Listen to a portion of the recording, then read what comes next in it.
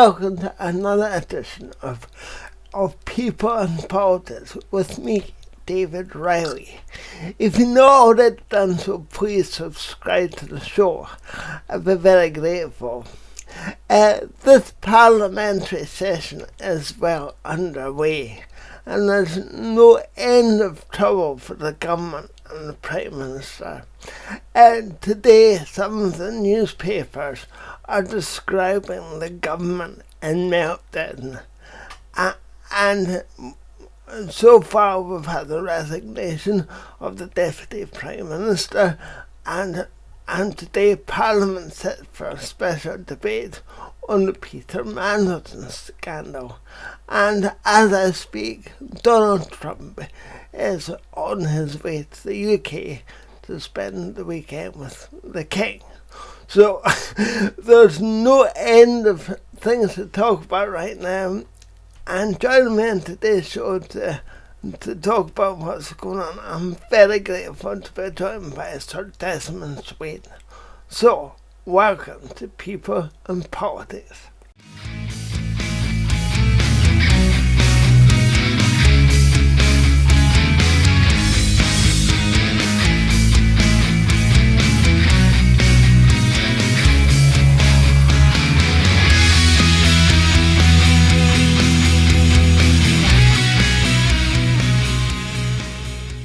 So Desmond Swayne, thank you very much for joining me today. I'm very grateful for your time.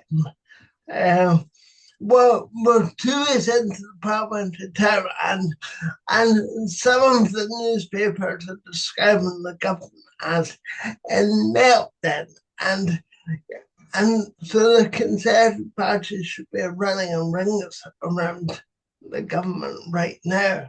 But instead, the Conservative Party is nowhere to be seen. And not only that, every other day there seems to be another MP defecting to reform. So what do you think is going on?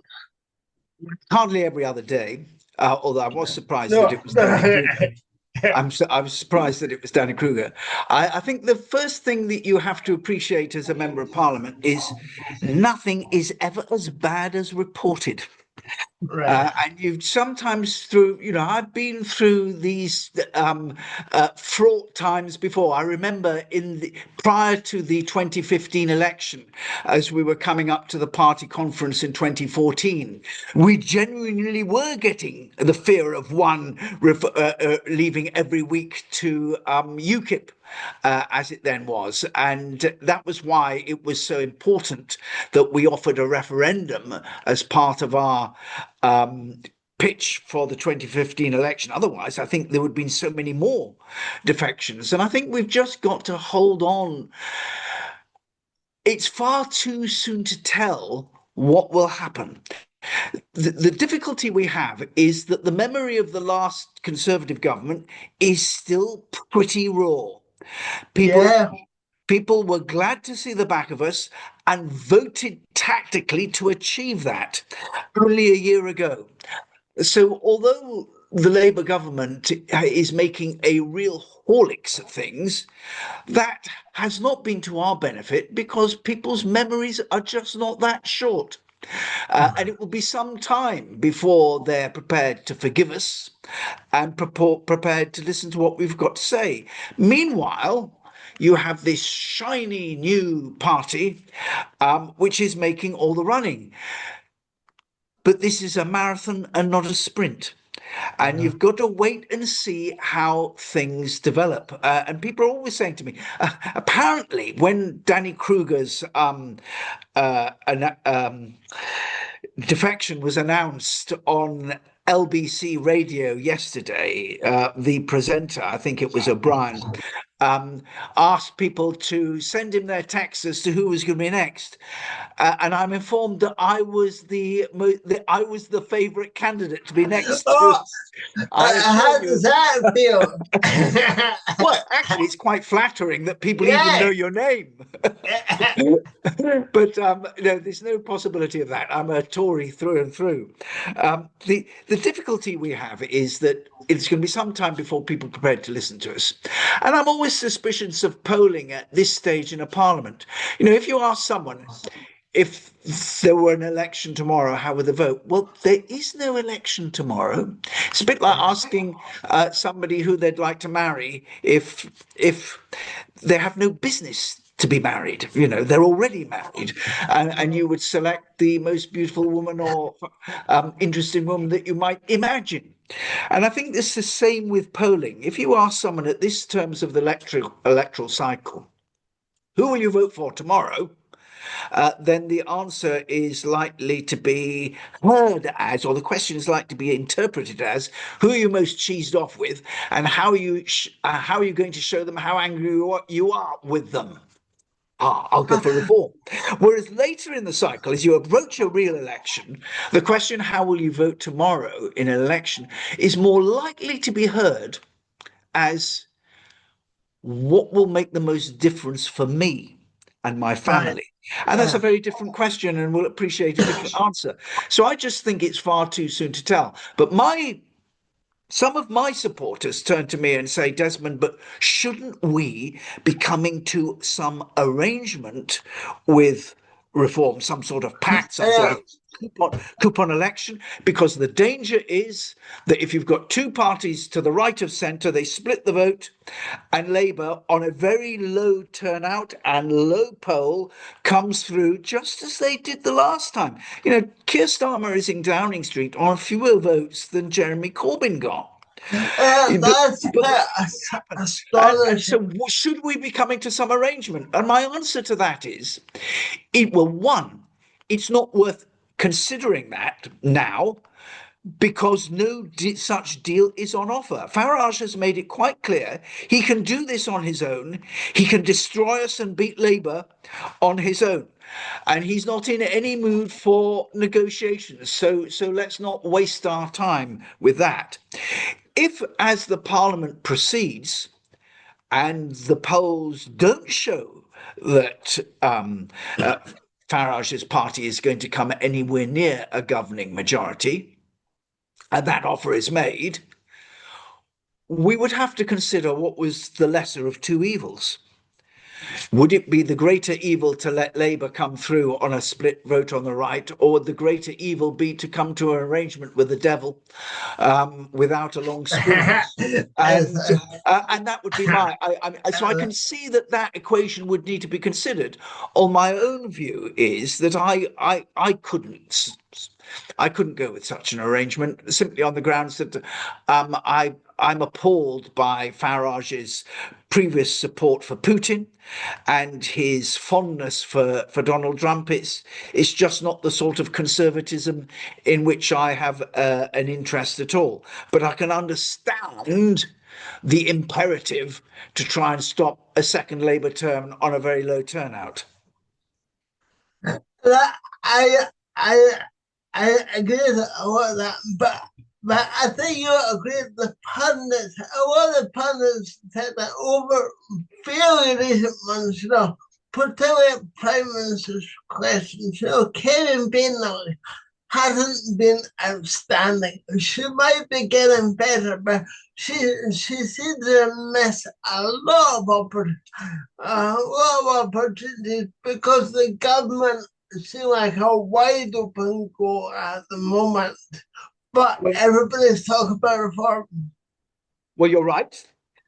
But you are talking about the pundits. You did say the pundits. And 99% of the people are not pundits. They do not watch Prime Minister's questions. They would struggle to name anyone other than the Prime Minister and the leader of the opposition and perhaps Farage. They just, they have busy lives. They've got children in school, they've got jobs to worry about, they've got to get the shopping, they've got to, get all sorts of issues with their work, with their mortgage. They have busy lives, and they might catch a couple of headlines on the early evening news. And I think that we jump to too many conclusions that what the pundits say are read by people who are quite different. like me and you. We're interested in politics and we listen to what the pundits have got to say. And it is no measure of what ordinary people think or say. I just put it to you this. I voted for Jenrick for the leadership of the Conservative Party, but I don't believe for one moment that the Conservatives would be doing better now with Jenrick than they would with Kemi or anyone else, because it's the worst job in the world being leader of the opposition, particularly after just with a new party, new government after a big defeat. The only person who is, in my view, has ever been any good at being leader of the opposition was Tony Blair. It's the worst job in the world. You're fighting for oxygen. You're fighting to get any coverage, to be noticed, even when the government has all the initiative and always has the last word. And I just remember, even as late as 1978, mid 1978, the pundits were still saying the Tories have made a terrible mistake with Maggie Thatcher. She'll never be, steady Uncle Jim Callaghan, avuncular, pleasant, gets on with people, this shrill woman. She'll never make it. And let's be realistic. Maggie only achieved her reputation once she'd become prime minister. And I think it's the same for any leader of the opposition.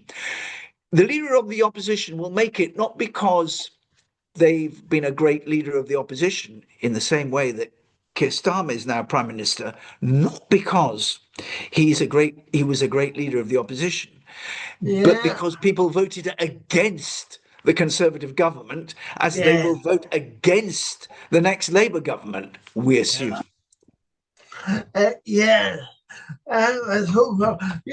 You spoke about the parties competing for Oxford. I kind of blame the media right now, because the media seems to give Nigel Farage the lion's share of the coverage, and he's got 5 MPs as opposed to eventful, and so that is a bit of the problem.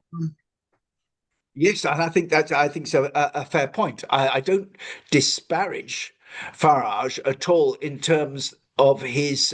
He is a very, very talented politician who makes the weather. We are really up against it, but I'm confident. Well, I hope. I wouldn't say I'm confident.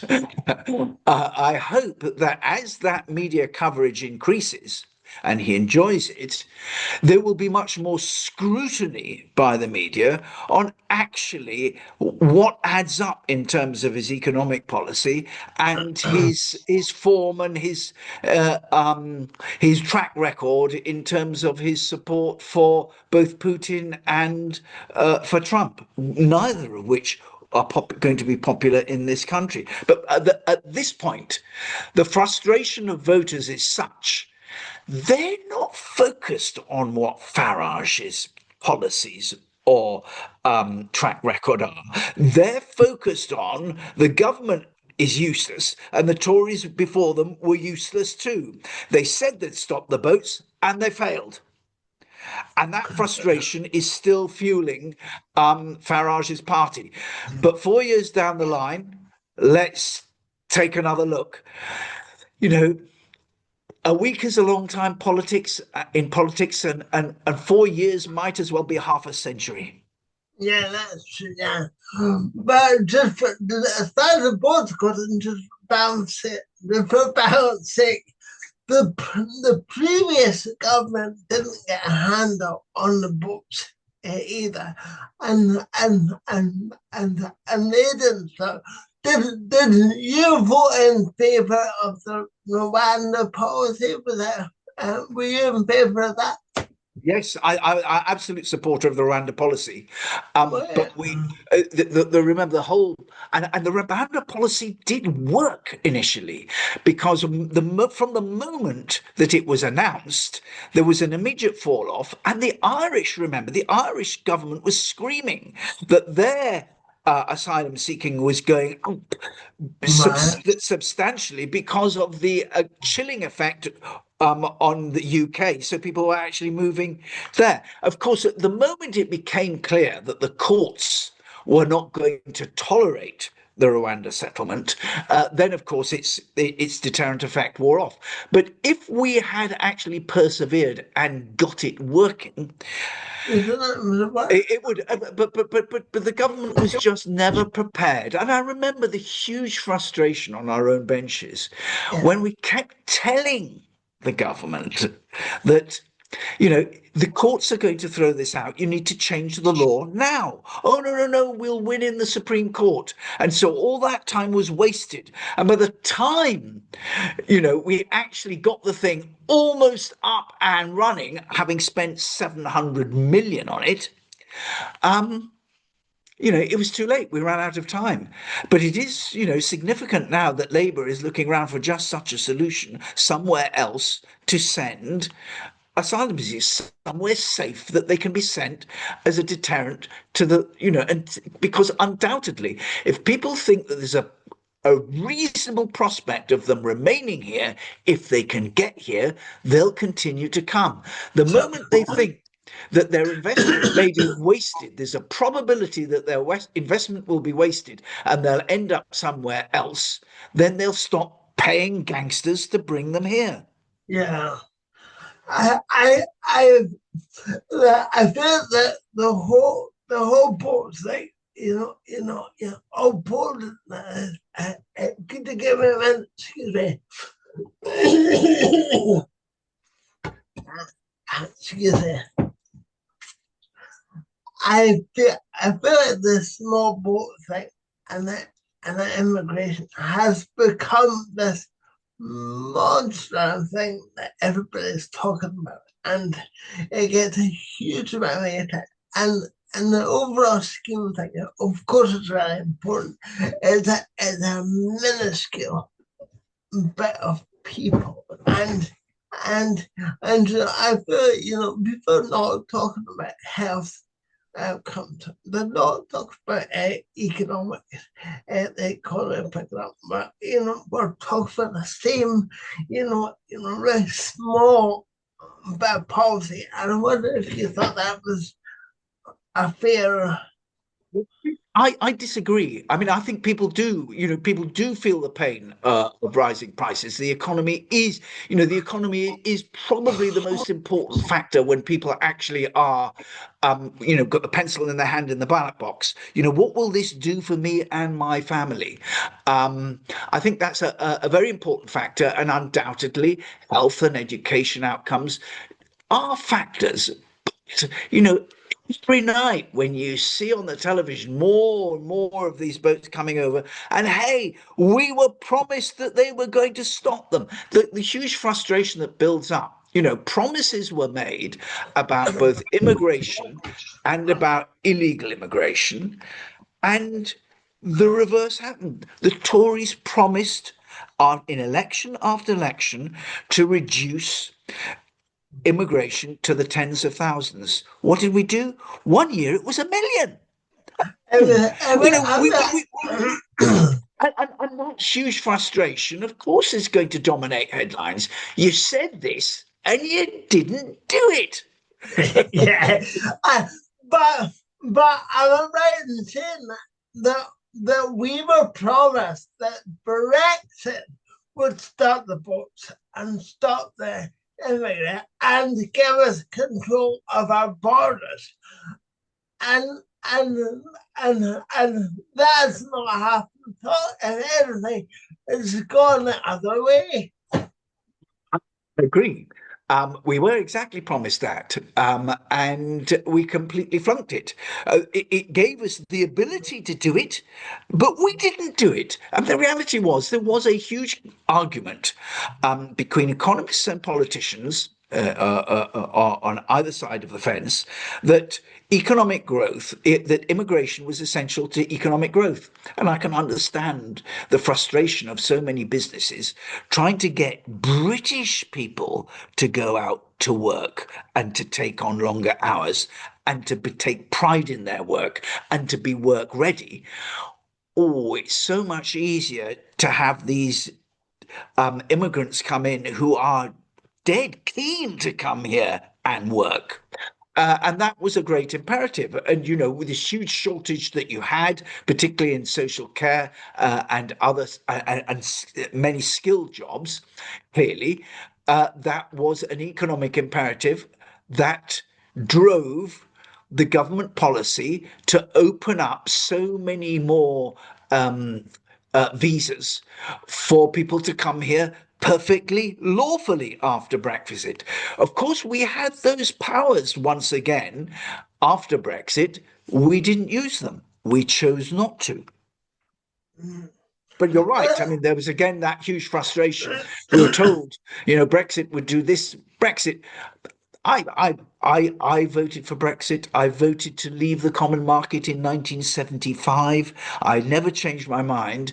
Um, but I always thought that it was oversold. I think it was very important that we left, and I stand by the decision, and I'm enthusiastic about our future because we left.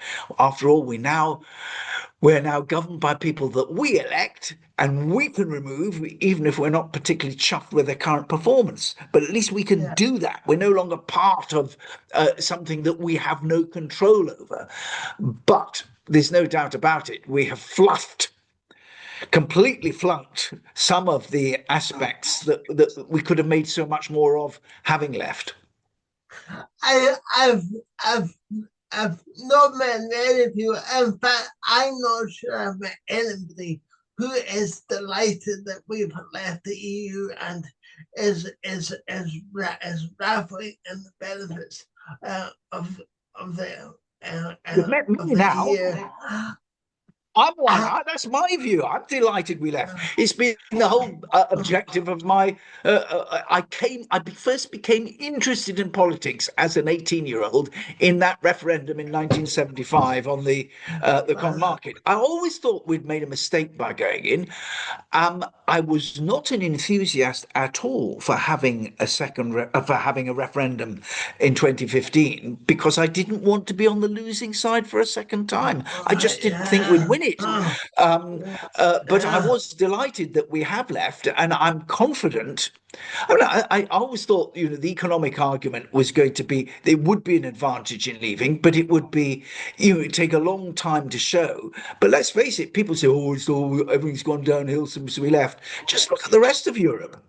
Just look at the rest of Europe. Actually, comparatively, we're doing a lot better than they are. But I always thought the economic argument was not the main effort. The main effort was to once again being governed by people that we elect and we can remove, rather than being governed by a council of ministers and a commission and a European Parliament over which we had so little leverage. Decisions made in the Council of Ministers on qualified majority voting on the 80 odd occasions that we pushed it to a vote. Remember, most of the time we could see we were on a hiding to nothing and didn't even bother pushing it to a vote. But on the 80 occasions we pushed it to a vote in the Council of Ministers, we lost on every one of them. So whose fault is it that we're flunked on Brexit? Because we got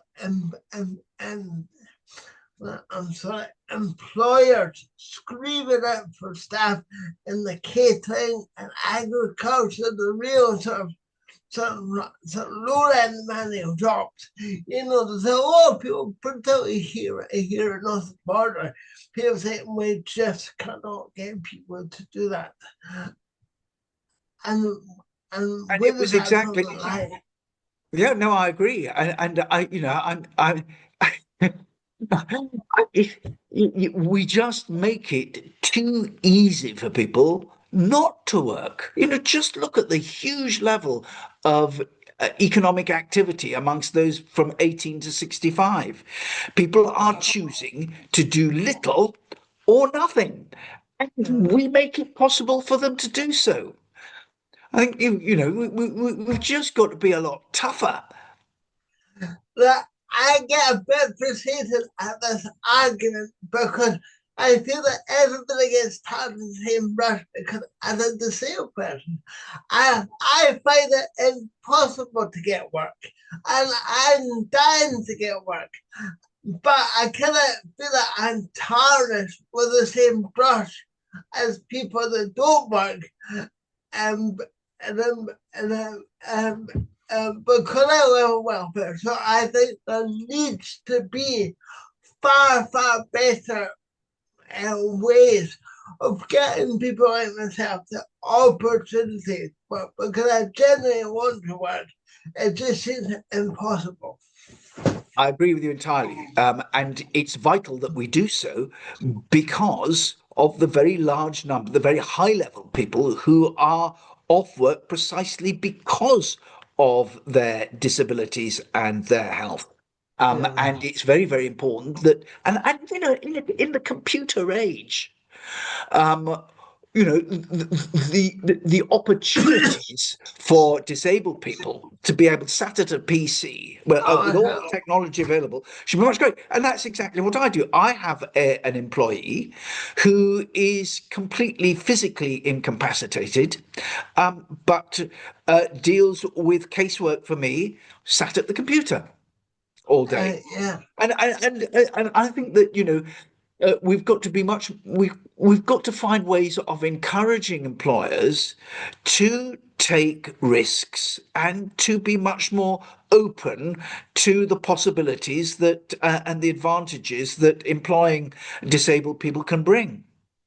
So we have Yeah. all these, we've got a number of schemes out there, disability, confident, and all the rest. I'm somewhat skeptical that they do little more than tick a box and give a star to the employer that they can do. I think we've got to be a little more, bit more demanding and perhaps, you know, provide more incentives for employers to take on disabled people.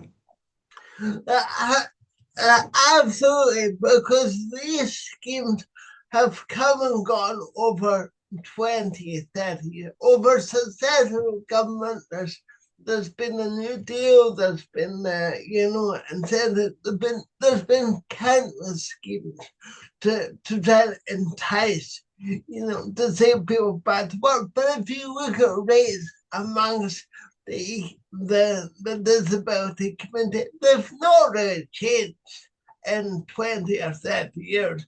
So they obviously don't work. And this government are just about to bring in another scheme and spend millions more money on that. And that's not gonna work either. So we Well, need a whole new approach to it. so trying, you know, at least it's still part of an important part of the agenda, and it's you know, there's no political well, that might be part of the problem, given that you've got both the entire political establishment believing that this is an important issue and we've got to work together to achieve it. I often wonder if, you know, confrontational politics doesn't produce a better result. You know, when consensus, oh, this is, you know, and we all unite behind a scheme in order to achieve, you know, an important result, sometimes it's better to have a more confrontational approach. It makes it more competitive. To deliver a result that actually does make a difference. But we'll see. But I agree with you. This is has to be an important part of the agenda as a sheer economic imperative. We cannot any longer, as the population ages and the workforce shrinks, we can't go on wasting this resource. No, because I say it is a waste for resource because a lot of people like me want to work and just simply can't do it. And it's a waste of resource. So I hope they find a way to tap into it. I'm going to cough again, excuse me. so, so I wanted MMA to move on to some of the some of the global events because there's so much going on. As I speak, Donald is on his way, and I wonder what you thought of the second state visit. Is it Some people say, oh, it's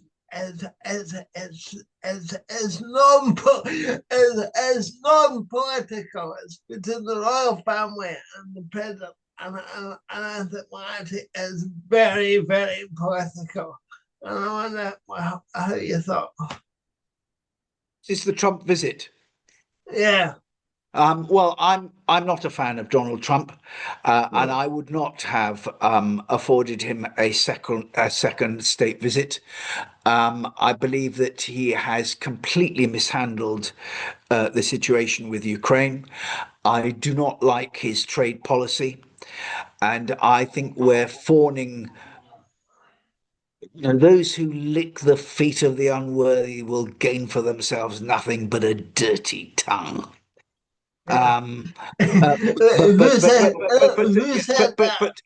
but but I can't remember. But it's certainly not. It's something. Certainly not that something that I came up with. I certainly read it somewhere. But but but you know. But hey, the king is doing his best at the request of the prime minister in the national interest. So I certainly don't blame him. And to be fair, I think the one aspect of this government's policy that has gone pretty well is its foreign policy.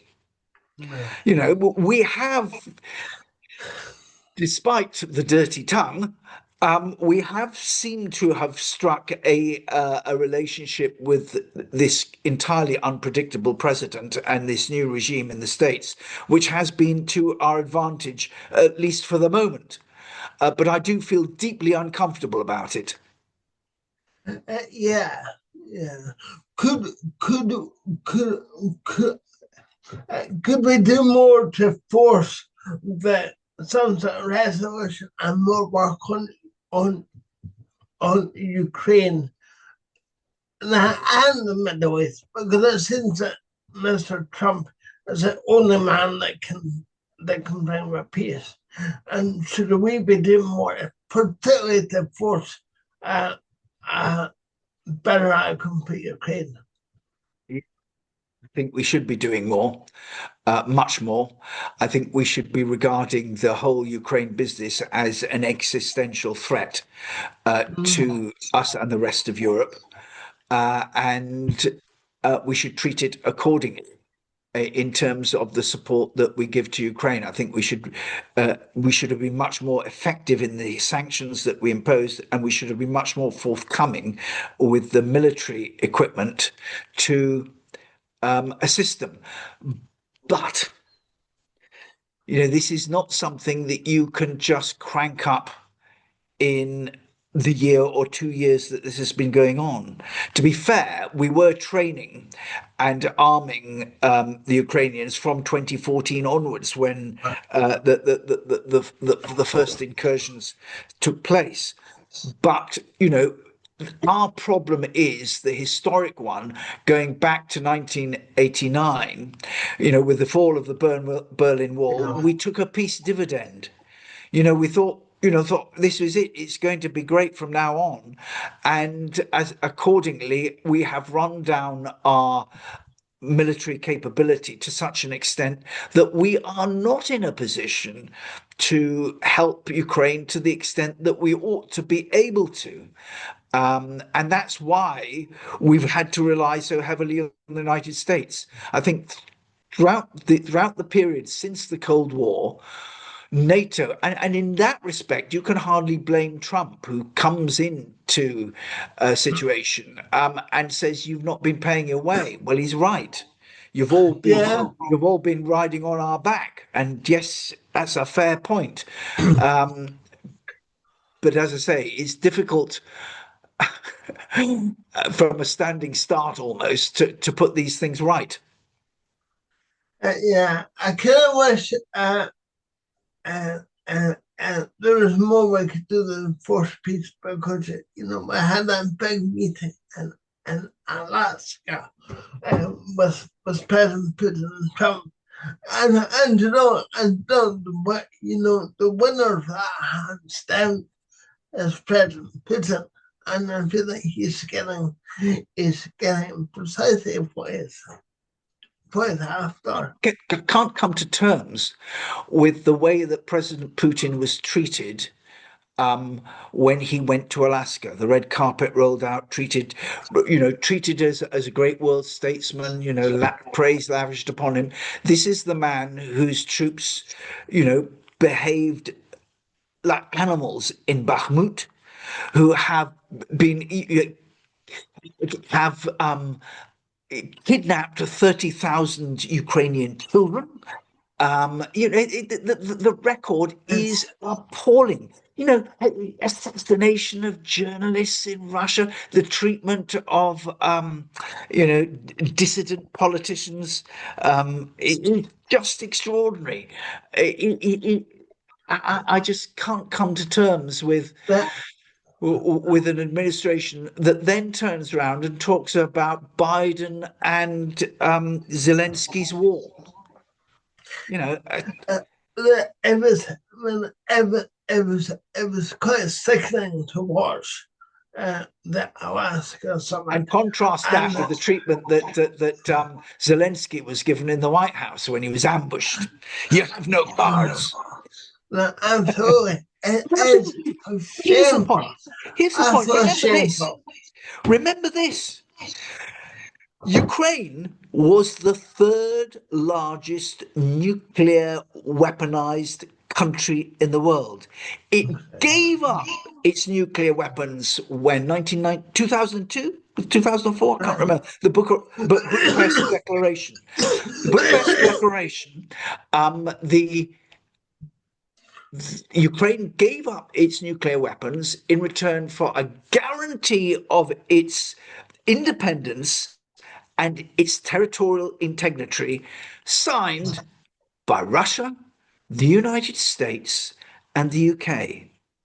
Unbelievable. And now, do we in our foreign affairs with Trump, with the equivocal way that he has treated Ukraine and almost blamed it on occasion for the war, does Trump, is he ever reminded that the US was a guarantor of Ukraine's sovereignty and independence? What was the process or the structure that led to Ukraine giving up its nuclear arsenal? Well, remember, the nuclear arsenal was there as part of the Soviet Union's ability. And so when Ukraine had its referendum and had its independence, the reality was that those weapons simply were left there by the preceding Soviet Union. They just happened to be there. And to be honest, for Ukraine to have actually been able to take control and maintain that nuclear deterrent would have been a huge economic and technical ask of what was a newly independent and relatively poor nation. So it was a no-brainer in some respects. But I hope any supporter of unilateral nuclear disarmament has learnt the lesson looking at Ukraine. Just giving away your nuclear weapons for nothing in return, other than a bit of paper, is not necessarily a good idea. No. Well, let's hope we'll find some sort of peace, before too long. But I hate to be a pessimist. None of the peace is further in. So it seemed for a while, there was a wee bit of hope around the Alaska something, but that's entirely moved on, and I feel like a bad square one. But Desmond Swayne, thank you so much for your time this morning. I thoroughly enjoyed talking to you. Yeah, well, I thoroughly enjoyed it. In detecting a slight Scottish accent? Yes, I'm very Scottish. I'm an East Lothian. Right. And I'm sure I read that you were educated in Ayrshire. and Ayrshire, then and then I went to St Andrews University. And my great claim to Scottish fame is in 1979, I was a dancer at the Edinburgh Military Tattoo. oh, wow, that's a good pair. Yes, my mother was from Ardrossan. So, Oh, and to that, and we've got something in common. We both read theology. You did theology, yes. and well, so were you ever going to be a man of the cross or anything like that? Thought about it, but I was, I was always interested in politics and enjoyed the sound of my own voice, and I took that route. I've often preached. And I remain, I go to a Bible study every week with colleagues, and so I remain of the faith. And I've often been asked to preach, and I was a schoolmaster for a while and evangelized at every opportunity. But who knows? I'll be retiring at the next election. Well, I might do something like that next if the Uh, opportunity presents. yeah, why not? The greatest, but Evan, thank you very much again. Thank you. Thank you. Thanks very much Okay. indeed. Thank you. Better. Bye. Bye.